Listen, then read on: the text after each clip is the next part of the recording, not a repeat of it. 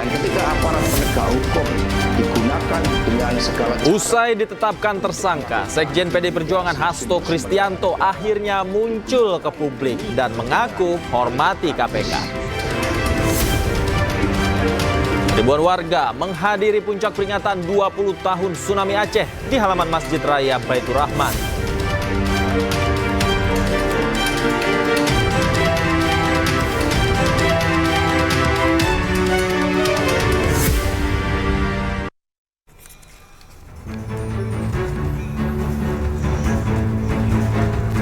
Selamat malam pemirsa, selamat datang di iNewsroom bersama saya Davi Pratama. Pemirsa, kami akan membahas berita utama secara mendalam, komprehensif, dan tentunya eksklusif.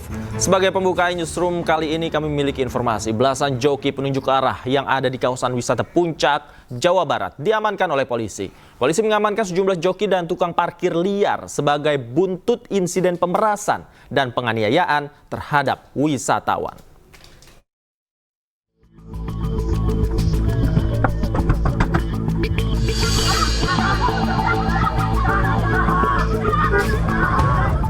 Pasca insiden penganiayaan wisatawan oleh joki dan tukang parkir liar di kawasan Megamendung, Puncak, Jawa Barat, belasan joki diamankan petugas gabungan pada Kamis siang.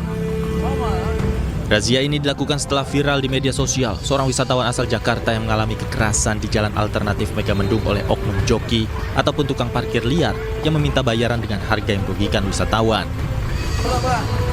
Belasan joki dan juru parkir liar yang ada di jalur alternatif wilayah Kecamatan Megamendung diamankan, lalu dibawa ke kecamatan untuk pembinaan.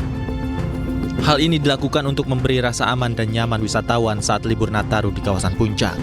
Sebagai bentuk tindak lanjut dari apa yang sudah dilakukan oleh Pak Kapolsek, yaitu beberapa hari kebelakang ada kejadian joki sama pengeroyokan terhadap pengunjung atau pengunjung wisata di wilayah kami.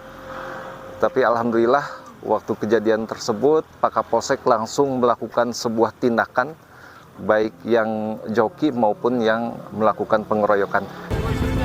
Dalam razia ini para joki diberi arahan agar selalu menghormati tamu atau wisatawan dan tidak membuat masalah dengan hukum. Jika terbukti, pihak kepolisian tidak segan untuk memproses para joki secara hukum. Adapun yang diamankan sekarang, kalau memang nanti hasil kita interogasi, ada perbuatan melawan hukum, tindak pidana, kita tindak lanjuti. Namun demikian, apabila ini tidak ada, kita pembinaan. Saya yang jelas nggak mau ada lagi di wilayah Megamendung, mau calo, mau joki, nggak ada lagi.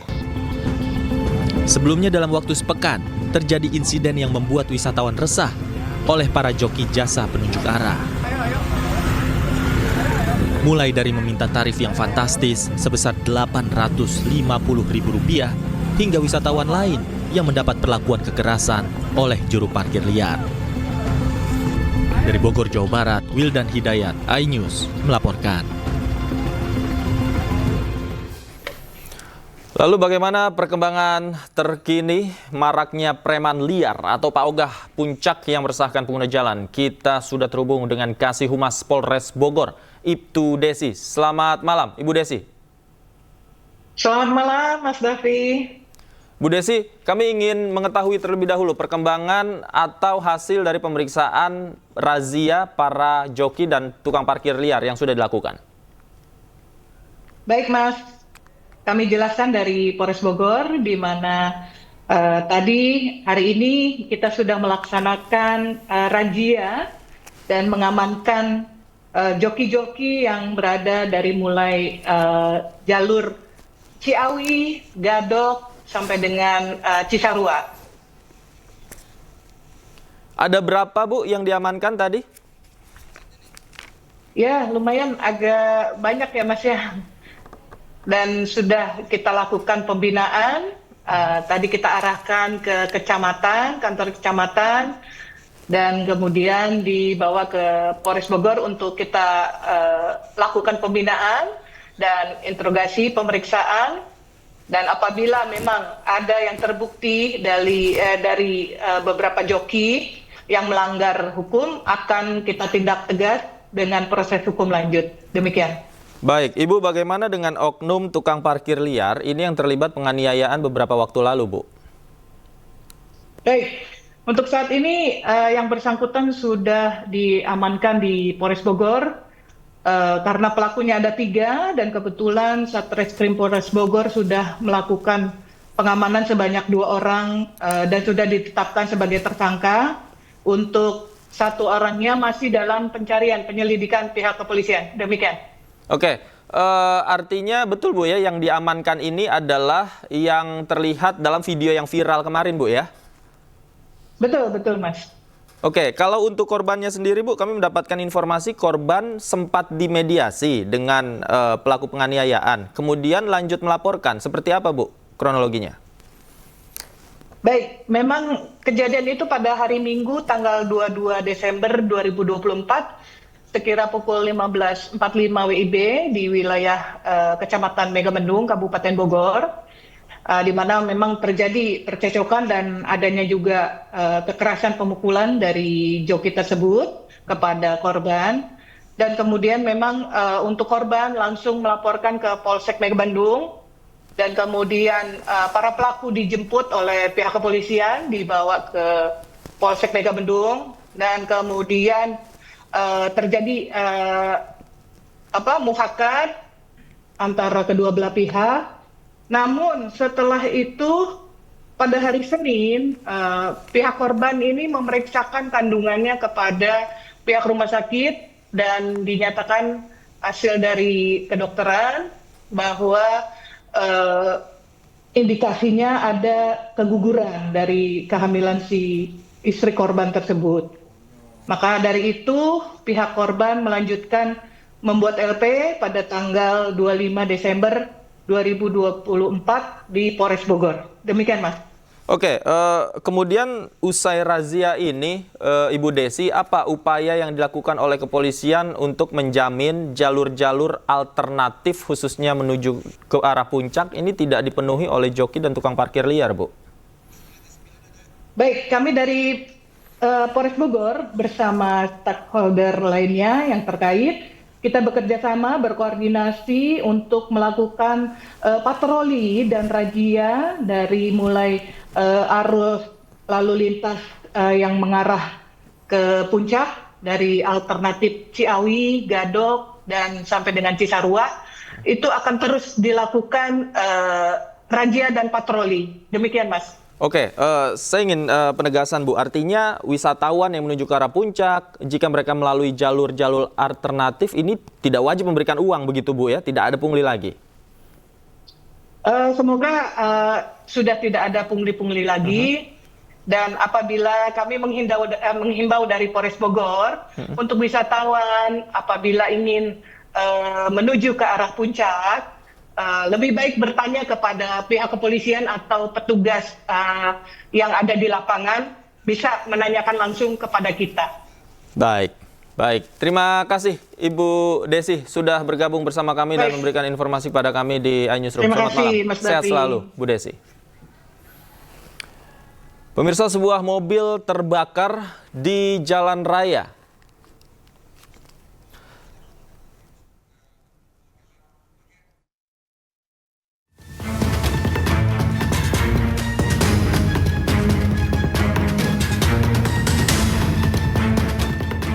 Sebuah mobil jenis minibus tiba-tiba terbakar di Jalan Raya Waru Sidoarjo, Jawa Timur. Mobil keluaran tahun 2000-an ini mendadak mengeluarkan asap dan api hingga ludes terbakar.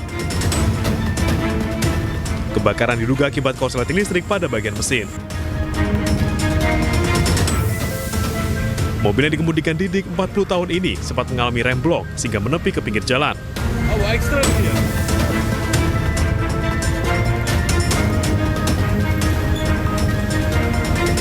Namun asap dan api tiba-tiba keluar dari kap mesin.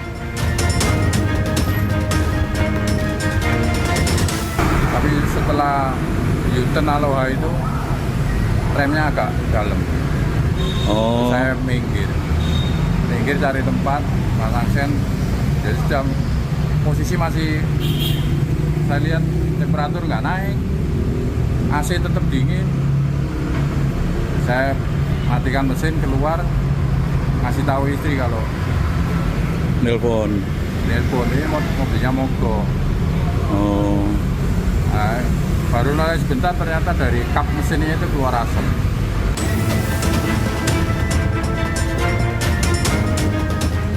Meski tidak ada korban jiwa, kebakaran ini sempat membuat arus lalu lintas dari arah Sidoarjo menuju Surabaya macet panjang.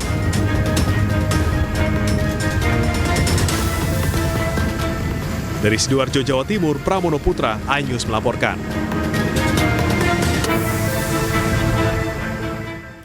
Sementara itu, sopir bus pariwisata yang terlibat kecelakaan maut di ruas jalan tol Cipularang, Purwakarta, Jawa Barat diamankan oleh polisi. Pengamanan terhadap sopir dilakukan untuk pemeriksaan lebih lanjut.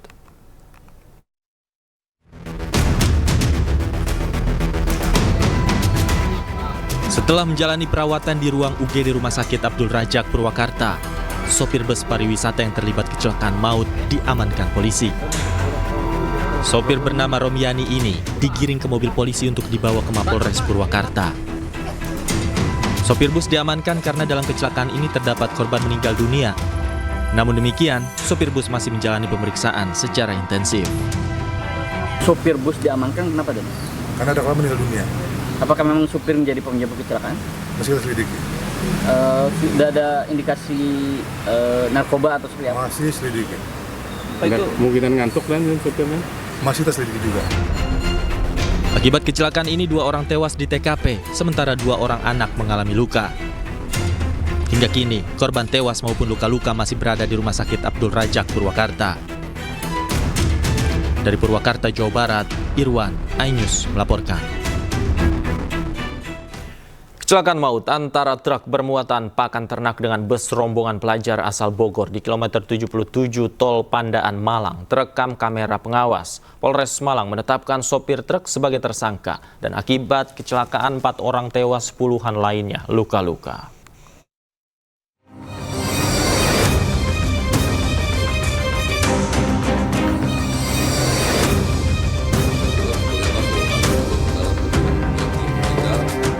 Inilah rekaman CCTV, detik-detik truk bermuatan pakan mundur sebelum terjadi tabrakan dengan bus pelajar di Tol Pandaan Malang.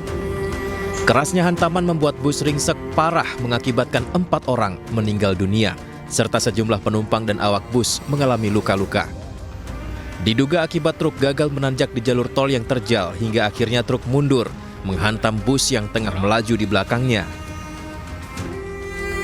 Namun dari hasil penyelidikan dan investigasi kasus kecelakaan antara truk dan bus di kilometer 77 Tol Pandaan Malang, polisi mendapatkan sejumlah temuan penyebab kecelakaan maut ini. Kapolres Malang AKBP Putu Kholis Aryana menjelaskan, beberapa temuan di antaranya kurangnya perawatan rutin kendaraan truk yang dikemudikan Sigit Winarno. Selain itu, sistem pengereman truk juga tak berfungsi sempurna, membuat truk berjalan mundur saat berhenti. Polisi akhirnya menetapkan sopir truk Sigit Winarno sebagai tersangka dan dijerat Undang-Undang Lalu Lintas Pasal 310 Ayat 1, 2, 3, dan 4 Undang-Undang 22 Tahun 2009 tentang Lalu Lintas dan Angkutan Jalan. Musibah kecelakaan ini terdapat unsur kelalaian atau kesalahan yang dilakukan oleh sopir truk. Dengan demikian, maka sopir truk atas nama Saudara Sigit Winarno ini kami tetapkan menjadi tersangka. Polisi masih akan mendalami kasus ini guna mengetahui prosedur pemeriksaan dan servis rutin kendaraan.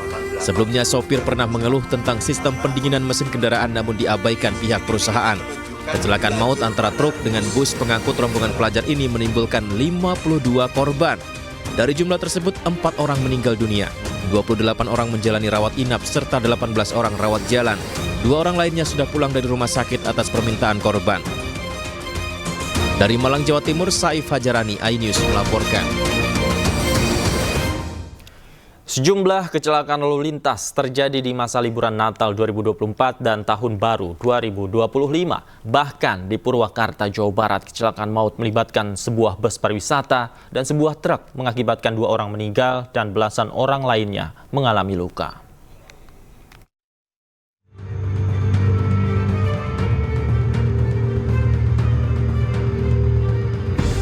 Minibus berpenumpang rombongan siswa sekolah dasar asal Kabupaten Sopeng, Sulawesi Selatan, mengalami kecelakaan tunggal di daerah Jalan Poros, Kabupaten Maros, Sulawesi Selatan, Rabu siang. Warga setempat bersama aparat kepolisian yang berada di lokasi langsung mengevakuasi penumpang dan minibus yang terjun ke jurang sedalam 7 meter tersebut. Kecelakaan diduga terjadi akibat pengemudi mobil hilang kendali. Tidak ada korban jiwa dalam peristiwa ini, namun sopir dan 2 siswa SD yang hendak menuju ke kota Makassar untuk liburan Natal Tahun Baru mengalami luka ringan dan dilarikan ke puskesmas setempat.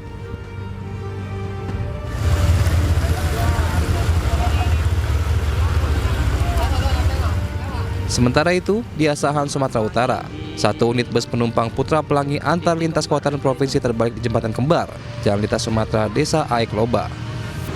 Sejumlah penumpang pun panik dan berusaha keluar dari jendela bus untuk menyelamatkan diri.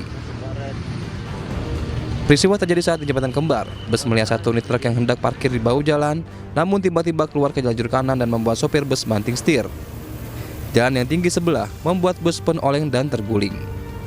Akibat peristiwa tersebut, 20 penumpang mengalami luka ringan dan langsung dibawa ke klinik terdekat. Kamis dini hari, terjadi kecelakaan maut yang melibatkan sebuah bus pariwisata dan sebuah truk di ruas tol Cipularang, kilometer 80, Babakan Cikau, Purwakarta. Kecelakaan bermula saat bus pariwisata membawa penumpang asal Tangerang melaju dari Bandung usai berziarah dari Tasikmalaya dan akan kembali ke Tangerang. Setibanya di lokasi, bus menabrak bagian belakang truk hingga ringsek. Terkait hal tersebut, setelah menjalani perawatan di UGD Rumah Sakit Abdul Rajak, Purwakarta, sopir bus pariwisata diamankan polisi. Meski demikian, pihak kepolisian belum menetapkan tersangka dan masih melakukan penyelidikan guna mengetahui penyebab sopir menabrakkan bus ke truk. Akibat kecelakaan ini, 2 orang meninggal, sementara belasan penumpang lainnya luka-luka. Pemirsa, memasuki libur Natal dan Tahun Baru, Taman Marga Satwa Ragunan ramai dikunjungi warga. Lebih dari 10.000 pengunjung memadati Taman Marga Satwa Ragunan pada Kamis siang. Taman Marga Satwa Ragunan masih menjadi salah satu tempat wisata favorit warga Jakarta dan sekitarnya untuk menghabiskan libur Nataru kali ini. Di Ragunan, wisatawan bisa berinteraksi langsung dengan berbagai jenis satwa, salah satunya adalah primata. Selain tempatnya yang sejuk untuk bertamasya, Ragunan juga bisa menjadi tempat edukasi bagi anak untuk lebih mengenal berbagai jenis satwa. Pihak Ragunan menyebut lebih dari 10.000 pengunjung yang datang ke Ragunan untuk menghabiskan waktu libur dan cuti bersama Natal pada hari ini.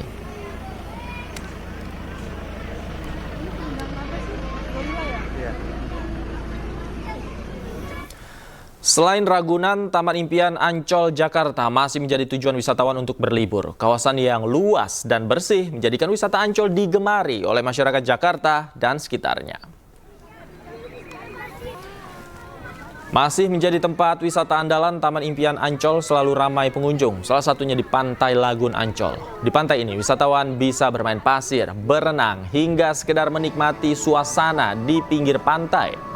Biaya masuk yang terjangkau, kawasan yang luas dan bersih, serta banyaknya aktivitas yang dapat dilakukan, menjadikan wisata Pantai Lagun Ancol digemari oleh para pengunjung.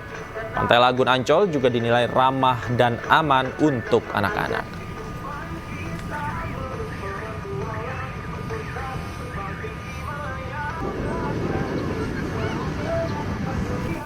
Sementara itu, menjelang pergantian tahun 2025, objek wisata Malioboro, Yogyakarta masih menjadi magnet tersendiri bagi para wisatawan yang hendak menghabiskan masa libur Nataru. Hampir tiap harinya, ribuan pengunjung singgah dan madati destinasi wisata belanja ternama di kota Yogyakarta ini.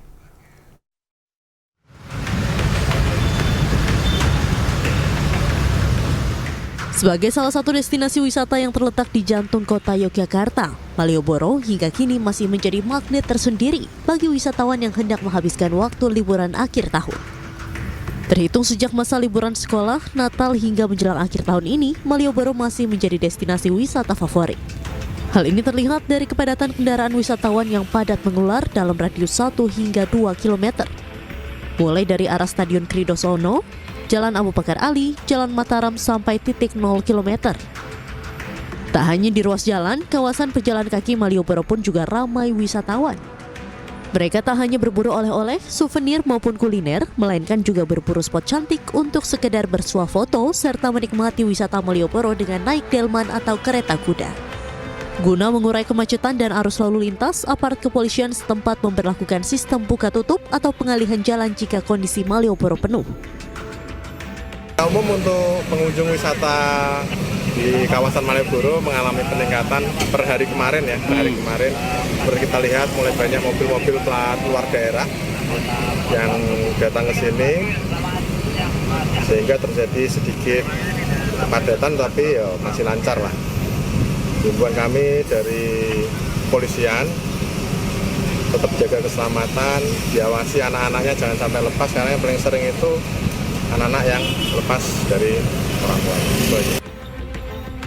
Diprediksi peningkatan arus kendaraan serta wisatawan di kawasan Malioboro ini akan terus terjadi hingga berakhirnya masa libur panjang atau awal tahun depan. Dari Yogyakarta, Heru Trijoko, iNews melaporkan. Polda Metro Jaya memutasi 34 anggotanya terkait dugaan pemerasan terhadap penonton Jakarta Warehouse Project atau DWP asal Malaysia. iNewsroom segera kembali.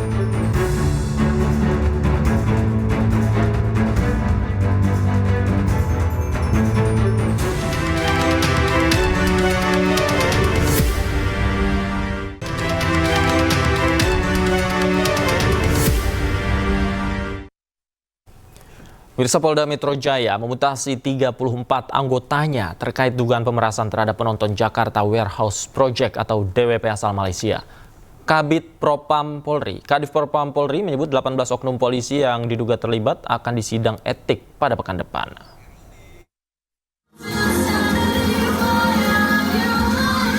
Festival Musik Jakarta Warehouse Project atau DWP ternoda usai adanya dugaan pemerasan yang dilakukan oleh oknum polisi terhadap 45 penonton DWP asal Malaysia. Terkait dugaan pemerasan ini, 18 anggota Polri ditangkap. Mabes Polri juga menyebut menemukan barang bukti sebesar 2,5 miliar rupiah. Kadif Propam Polri, Irjen Pol Abdul Karim mengatakan akan segera melakukan sidang etik terhadap 18 oknum polisi pada pekan depan. Hasil diskusi kami dengan pimpinan Polri, kita sepakat bahwa penanganan kasus ini semua diambil alih oleh Divpropam Mabes Polri. Jadi kasus yang terjadi di Polsek maupun terjadi di Polres, termasuk di Polda, semuanya kita ambil alih, ditangani oleh Divpropam. Kenapa kita ambil alih ini? Ya, dalam rangka percepatan dan objektivitas dalam rangka pemeriksaan. Dan yang terakhir, ya, kami sepakat di Propam akan menyidangkan kasus ini, ya, yang kita rencanakan minggu depan sudah dilaksanakan sidang kode etik yang akan kita laksanakan minggu depan. Terkait kasus ini, Kapolda Metro Jaya juga memutasi 34 anggotanya. Mutasi tersebut dilakukan dalam rangka pemeriksaan terkait dugaan pemerasan terhadap penonton DWP asal Malaysia tersebut. Tim Liputan iNews melaporkan. Pemirsa, usai penetapan Sekjen PDI Perjuangan Hasto Kristianto sebagai tersangka dalam 2 kasus terkait Harun Masiku, KPK turut mencekal mantan Menkumham dan Ketua DPP PDI Perjuangan Yasona Lauli. Yasona dinilai sebagai saksi kunci dalam kasus ini.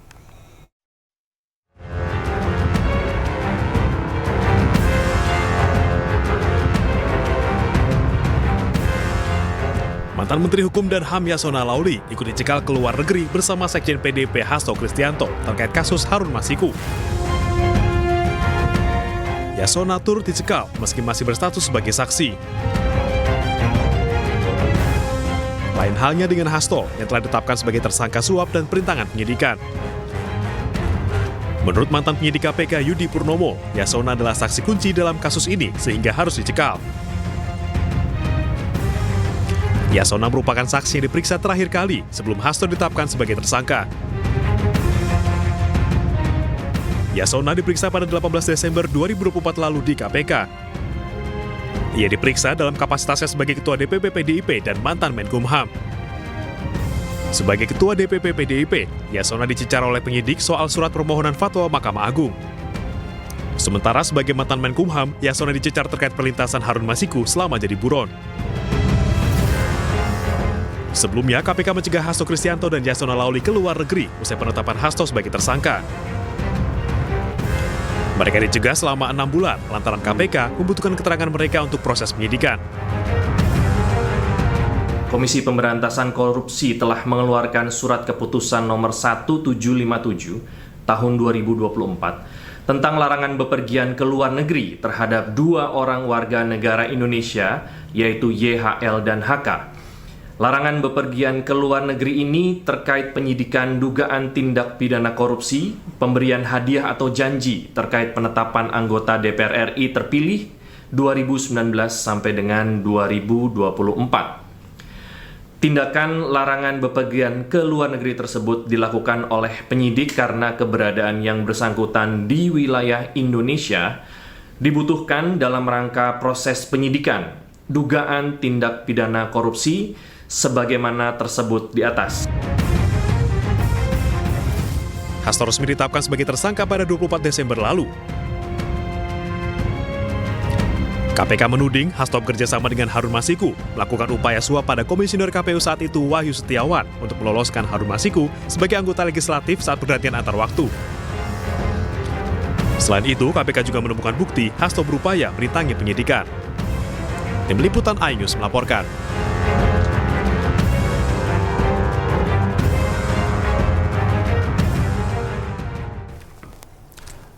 Usai ditetapkan tersangka oleh KPK, Sekjen PD Perjuangan Hasto Kristianto akhirnya muncul ke publik dan menyampaikan sikapnya. Atas penetapan tersangka, Hasto mengaku tetap menghormati keputusan dari Komisi Pemberantasan Korupsi. Seluruh masyarakat Indonesia yang saya cintai dan banggakan. Setelah penetapan saya sebagai tersangka oleh KPK, maka sikap dari PD Perjuangan adalah menghormati keputusan dari KPK. Kami adalah warga negara yang taat hukum. PD Perjuangan adalah partai yang menjunjung tinggi supremasi hukum. Sejak awal ketika saya mengkritisi bagaimana demokrasi harus ditegakkan, bagaimana suara rakyat tidak bisa dikebiri, bagaimana negara hukum tidak bisa dimatikan, dan bagaimana watak kekuasaan yang otoriter, yang menindas rakyatnya sendiri harus dihentikan. Saya sudah memahami berbagai resiko yang akan saya hadapi.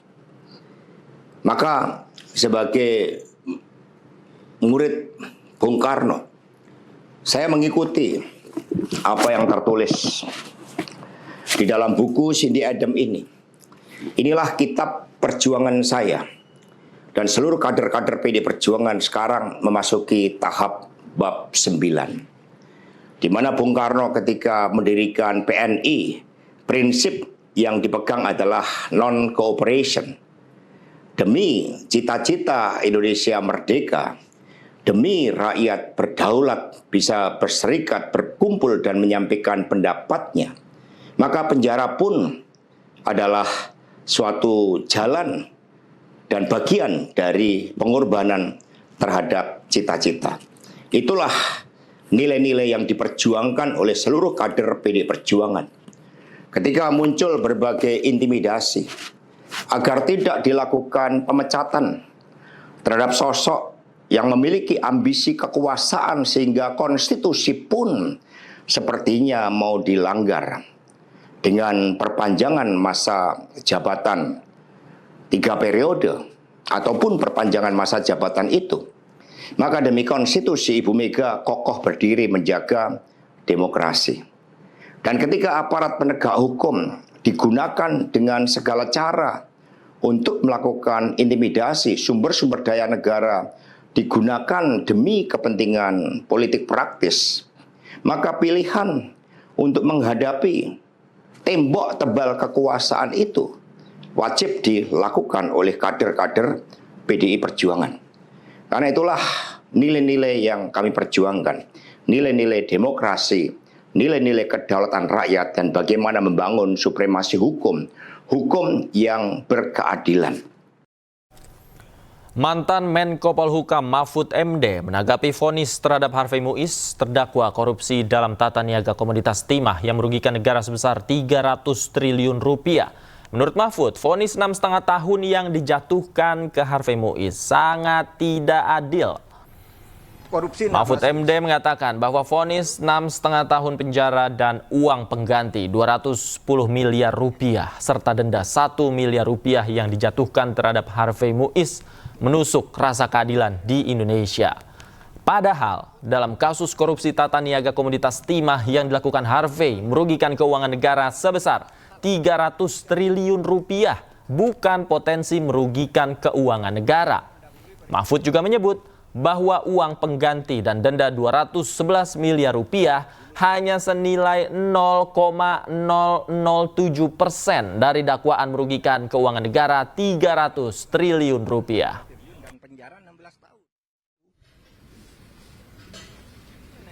Menusuk rasa keadilan. Tapi tetap aneh bagi saya kalau dakwaannya 300% bisa naik banding lagi. Didakwa bukan diduga, didakwa melakukan tindak pidana korupsi dan tindak pidana pencucian uang sebesar 300 triliun. 300 triliun. Lalu tuntutannya hanya 12 tahun.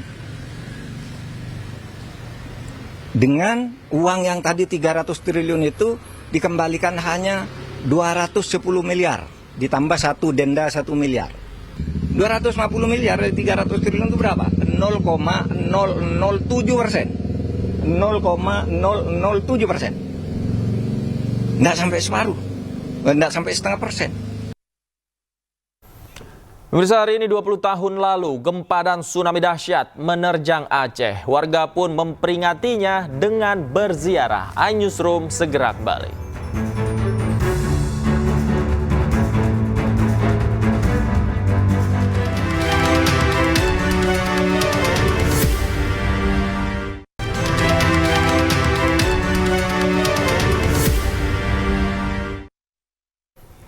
Kembali di Newsroom, pemirsa, ratusan keluarga korban tsunami Aceh 2004 dari berbagai daerah di Aceh berziarah ke kuburan massal Ulele, Banda Aceh.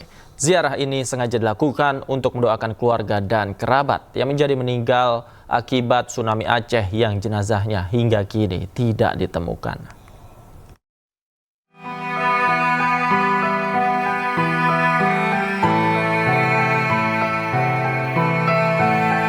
20 tahun sudah musibah gempa bumi dan gelombang tsunami Aceh berlalu. Namun tragedi pilu yang menelan ratusan ribu jiwa itu hingga kini masih dirasakan oleh keluarga korban yang masih selamat.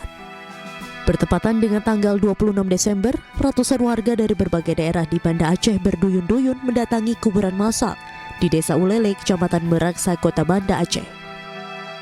Para warga datang untuk memanjatkan doa bagi keluarga mereka yang meninggal dunia.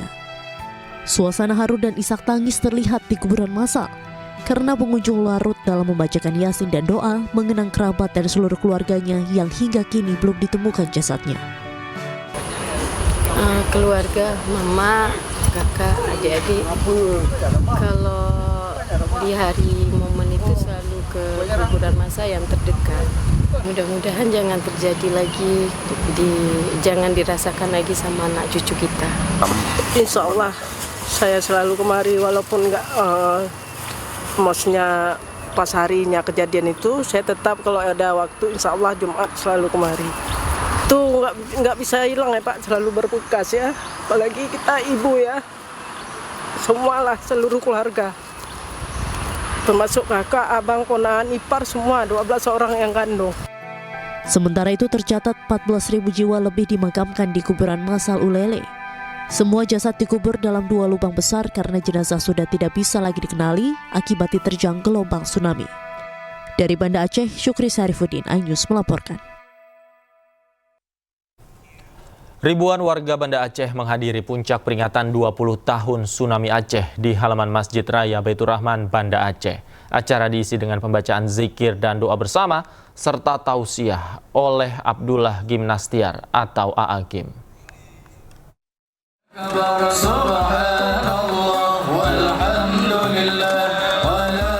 Ribuan warga larut dalam kehikmatan zikir bersama memperingati 20 tahun Tsunami Aceh.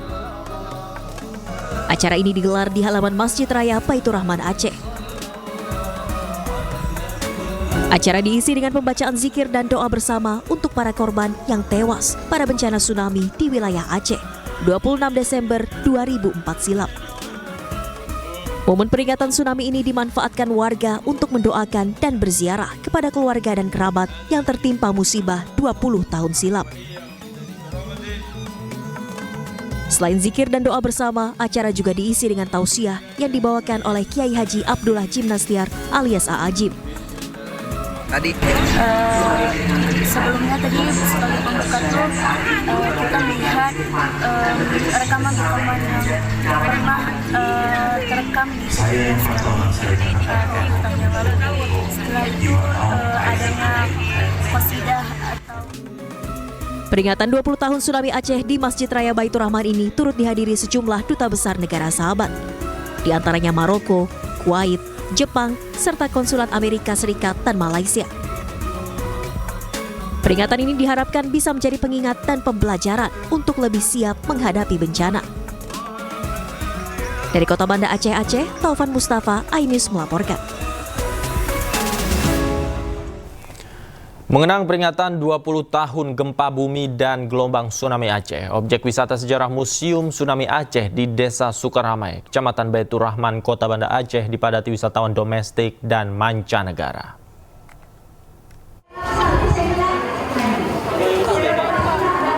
Setiap penghujung tahun, terutama pada peringatan Tsunami Aceh 26 Desember, Museum Tsunami Aceh yang berada tepat di tengah ibu kota Provinsi Aceh ini ramai dikunjungi wisatawan dari berbagai daerah, bahkan sampai wisatawan dari mancanegara. Pengunjung sengaja datang ke Museum Tsunami untuk melihat dokumentasi secara dekat tragedi bencana alam yang merenggut ratusan ribu jiwa. Saat memasuki ruangan museum, pengunjung akan melewati sebuah lorong kecil, percikan air serta cahaya yang minim yang bertujuan mengajak pengunjung merenung sebelum Anda sampai ke ruang sumur doa, di mana di ruangan ini terdapat ratusan ribu nama korban tsunami Aceh. Selain bisa belajar mitigasi jika terjadi bencana serupa, para pengunjung juga bisa melihat langsung sejumlah foto, video, dan barang-barang sisa tsunami yang dipajang di Museum Tsunami Aceh. Mengenang 20 tahun tsunami, ya melihat foto-foto sejarah kilas balik yang ada di Museum Tsunami ini pasti teringat kembali kejadian di 20 tahun yang lalu itu ya. Walaupun waktu itu saya masih kecil, tapi ingatan bagaimana huru-haranya masih tetap teringat. Dari Museum Tsunami ini ya jadi kayak flashback kembali, mengenang kembali orang-orang yang nggak ada lagi, terus pembelajaran juga untuk sendiri.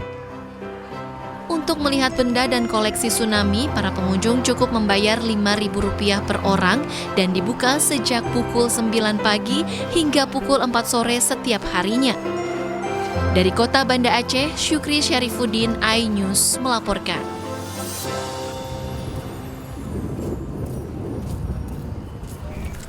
Pemirsa, tepat hari ini, 20 tahun yang lalu, bencana tsunami dan gempa memporak-porandakan Provinsi Aceh. Peristiwa yang melenyapkan ratusan ribu jiwa. Saat itu tak hanya menjadi duka bagi Indonesia, tapi juga masyarakat dunia.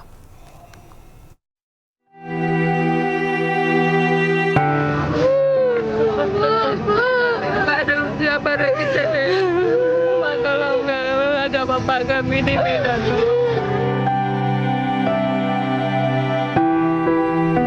Hari Minggu 26 Desember 2004 menjadi mimpi buruk bagi Indonesia. Bencana besar memporak-porandakan ujung barat tanah air, Nangro Aceh, Darussalam. Gempa berkekuatan 9,6 magnitudo meratakan kota Serambi Mekah dengan tanah. Derita warga Aceh tak sampai di situ. Hanya berselang beberapa detik, gelombang air laut dahsyat setinggi 7 meter menghantam Aceh dan menewaskan ratusan ribu jiwa. Rumah warga hancur, harta benda lenyap, bahkan bangunan besar tak tersisa akibat peristiwa ini. Seorang ibu menangis, bocah kehilangan orang tua, suami kehilangan istri dan sebaliknya. Tak terhitung berapa banyak orang yang terpisah dengan keluarga dan kerabatnya. Sebagian dari mereka dapat berjumpa kembali walaupun memakan waktu hingga tahunan lamanya. Namun sebagian lainnya kurang beruntung dan harus merelakan kepergian orang tercinta selamanya. Siapa kita? Kalau nggak ada bapak kami di Medan, bilangnya lalu mana adiknya dia selamat. 20 tahun sudah peristiwa tsunami Aceh berlalu. Bangunan yang dulu ambruk oleh gelombang sudah kembali berdiri. Duka yang melanda perlahan kembali pulih. Diiringi doa, masyarakat Aceh percaya habis gelap, terbitlah terang. Setelah bencana, ada harapan baru yang menanti. Peristiwa ini tak hanya menjadi memori kelam semata, tetapi menjadi pengingat kita semua bahwa semesta milik Yang Maha Kuasa. Tim Liputan iNews melaporkan. Sebuah perahu nelayan terbalik usai dihantam gelombang tinggi di Laut Makassar. Usai jeda, iNewsroom segera kembali.